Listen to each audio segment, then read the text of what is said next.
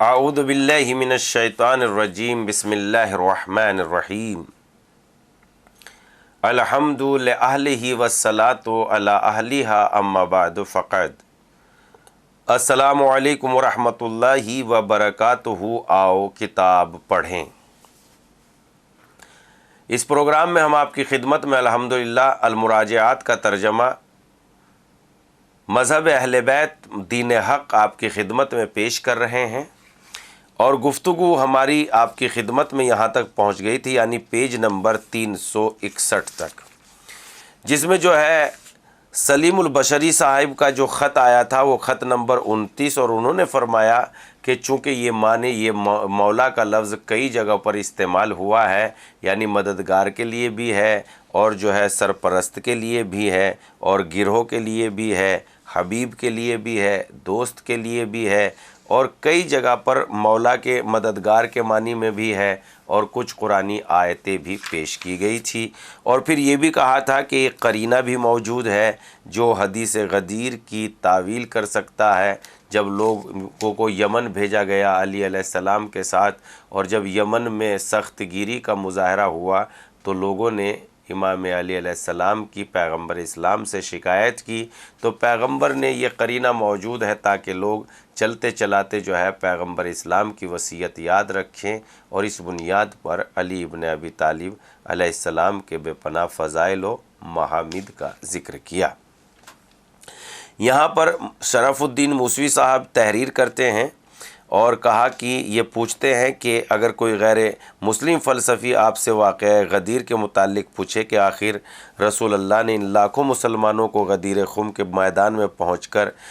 سفر جاری رکھنے سے کیوں روک دیا، اور کیوں آگے بڑھ جانے والوں کو پیچھے ہٹایا، اور کیوں پیچھے رہ جانے والوں کو آگے بڑھایا؟ کیا فقط اس بات کے لیے کہ جس کا میں مولا ہوں، یعنی جس کا میں دوست ہوں، اور اس کے یہ علی بھی دوست ہیں؟ اب اس میں کئی مرتبہ کئی دلیلیں پیش کی جا رہی ہیں۔ اب آئیے ان دلائل کا سلسلہ شروع کرتے ہیں، اور وہ دلیل کے طور پر آپ کے فرمان یعنی فرمان رسالت سے یہ دلیل پیش کرتے ہیں۔ آخر رسول اللہ نے حضرت علی کے لیے خصوصیت سے ایسی دعا کیوں فرمائی جو صرف ائمہ برحق اور سچے خلفاء کے لائق و سزاوار ہے، اور یہ کیوں آپ نے مجمع سے پہلے گواہی لے لی تھی کہ یہ کہہ کر کیا میں تمہارے نفوس پر تم سے زیادہ اختیار نہیں رکھتا؟ لوگوں نے کہا بے شک۔ تو یہ گواہی اس لینے کے بعد آپ نے فرمایا میں جس کا مولا ہوں یہ علی اس کے مولا ہیں، یا جس کا میں مولا ہوں یہ علی اس کے مولا ہیں۔ آخر کس وجہ سے اہل بیت اور کتاب الہی کو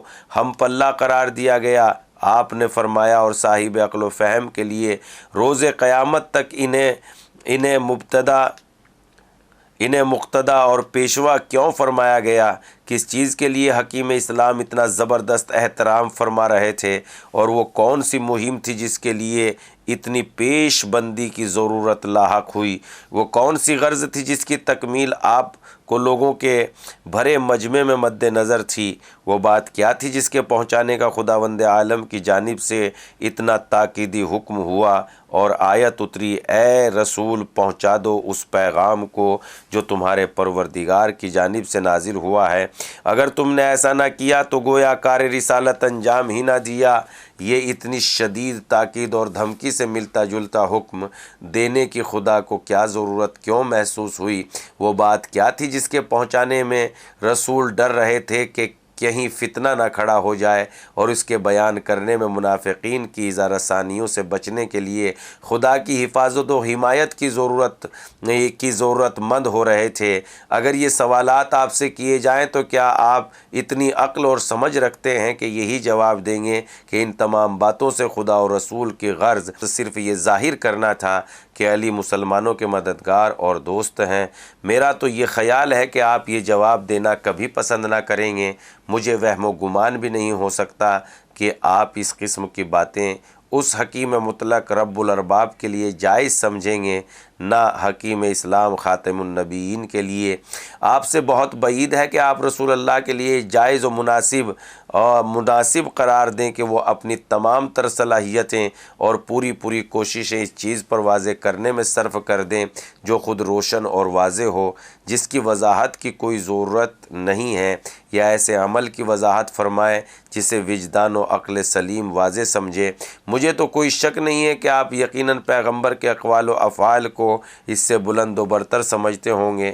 ارباب عقل اس کو معیوب سمجھیں یا فلاسفہ و صاحبان حکمت نکتہ چینی کریں۔ کوئی شبہ نہیں ہے کہ آپ رسول اللہ کے قول و فعل کی قدر و منزلت سے واقف ہیں۔ آپ معرفت رکھتے ہیں کہ رسول اللہ کے افعال و اقوال کس قدر حکمت سے لبریز اور شان عصمت کے حامل ہوتے ہیں۔ خداوند عالم جس کے متعلق فرماتا ہے انہ لقول رسول کریم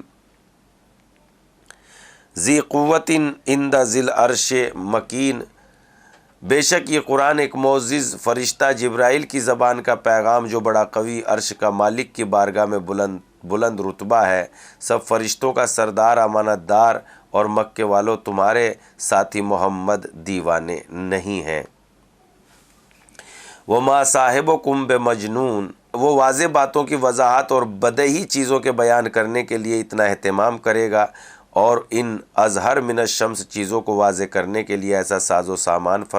فراہم کرے گا، ایسی بے تکی اور بے ربط پیش بندیاں کرے گا، خدا اور رسول کی ذات ان محملات سے کہیں پاک و صاف اور بزرگ و برتر ہے۔ آپ یقیناً یہ جانتے ہوں گے کہ اس چلچلاتی دوپہر میں اس موقع و محل کے مناسب اور غدیر کے دن کے افعال و اقوال کے لائق و سزاوار یہی بات تھی کہ آپ اپنی ذمہ داری پوری کر دیں اور اپنے بعد کے لیے جانشین معین فرمائیں۔ حضرت کا انداز گفتگو جچت الفاظ واضح عبارت بھی یہی کہتی ہے، اور عقلی دلیلوں سے بھی اس بات کا قطعی یقین ہوتا ہے کہ حضرت کا مقصد اس دن یہی تھا کہ حضرت علی کو اپنا ولی عہد اور اپنے بعد جانشین اور قائم مقام کر جائیں۔ لہذا یہ حدیث ان تمام قرائن کے ساتھ جسے الفاظ حدیث اپنے دامن میں لیے ہوئے ہیں، امیر المومنین کی خلافت و امامت کے متعلق صریح نص ہے، کسی تعویل کی گنجائش نہیں ہے، اور نہ اس معنی کو چھوڑ کر دوسرے معنی مراد لینے کی گنجائش نکلتی ہے۔ یہ تو ایسی واضح چیز ہے کہ کسی دلیل کی ضرورت ہی نہیں ہے، بشرطی کہ انسان چشم بینا اور گوش شنوا رکھتا ہو۔ اور آپ حضرات اہل سنت جس قرینے کا ذکر فرماتے ہیں وہ بہت ہی رقیق اور بالکل ہی غلط بیانی ہے، اس لیے کہ حضرت نے علی کو 2 مرتبہ یمن کی جانب بھیجا۔ پہلی مرتبہ سن 8 ہجری میں اس مرتبہ لوگوں نے امیر المومنین کے متعلق تہمت تراشی کی اور مدینہ واپس آ کر رسول کی خدمت میں شکایتیں کیں، جو رسول اللہ کو بہت ناگوار گزری، یہاں تک کہ غیظ و غضب کے آثار آپ کے چہرے سے نمایاں ہوئے، جس کا نتیجہ یہ ہوا کہ پھر کسی کی جسارت ایسا کرنے کی نہیں ہوئی۔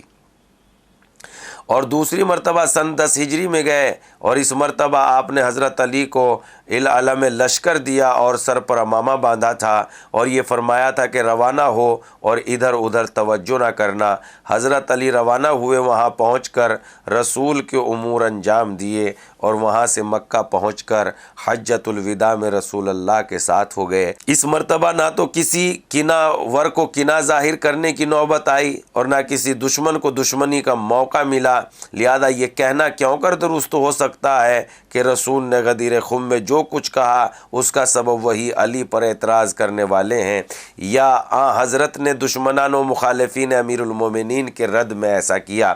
علاوہ اس کے کہ محض علی کی مخالفت و دشمنی تو ایسی چیز نہیں ہو سکتی کہ اس کے سبب سے رسول اللہ کی مدح و ثنا کرنے کے لیے رسول اللہ علی کی مدح و ثنا کرنے کے لیے اتنا اہتمام فرمائے۔ تپتی زمین پر جلتی دھوپ میں مسلمانوں کو بٹھا کر پالانوں کا ممبر تیار کرا کے اس شد و مد سے علی کے فضائل بیان کریں۔ ہاں معاذ اللہ،